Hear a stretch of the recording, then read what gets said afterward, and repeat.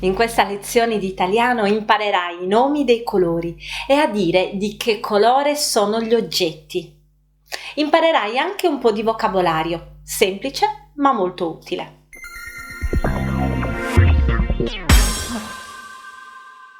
I principali colori in italiano sono il rosso, il blu, il giallo, il viola, il verde, l'arancione, il marrone, il rosa, il grigio, il bianco e il nero.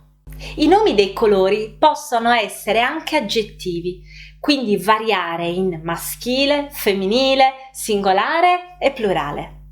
La busta è rossa, femminile e singolare. Le buste, femminile e plurale, sono rosse. Il libro è rosso, al plurale i libri sono rossi. Come rosso variano anche il giallo, il grigio, il bianco e il nero. Per esempio, la bambola è gialla, al plurale le bambole sono gialle. Al maschile il pennarello è giallo e i pennarelli sono gialli. Il mio vestito è bianco e nero.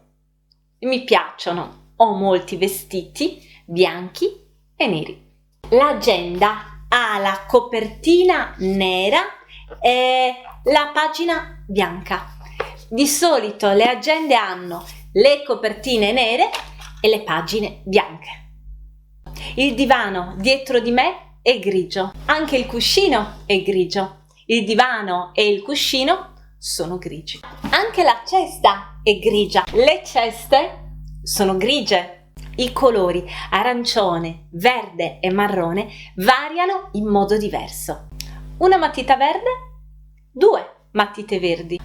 Un quaderno verde, 2 quaderni verdi. La stessa cosa succede con il colore arancione e con il colore marrone. La carota è arancione, le carote sono arancioni. Il pupazzo o il gatto è arancione. I pupazzi o i gatti sono arancioni. L'orecchino, ecco, il mio orecchino è marrone in questa parte qua.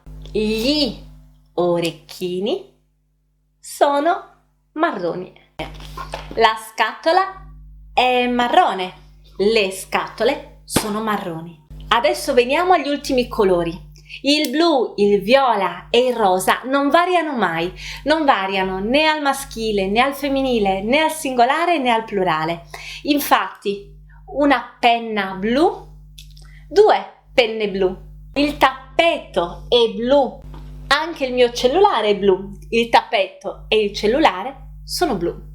Il mio portaschede è viola e anche i miei occhiali sono viola. Anche la mia giacca è viola. Le giacche sono viola. Dietro lo zaino è rosa.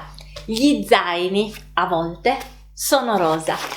E la lampada è rosa. Le lampade sono rosa. Grazie di essere stato con me fino a questo momento. Non dimenticarti di iscriverti e di cliccare la campanella delle notifiche, così non ti perderai il mio prossimo video appena uscirà. Spero di rivederti presto. Ciao!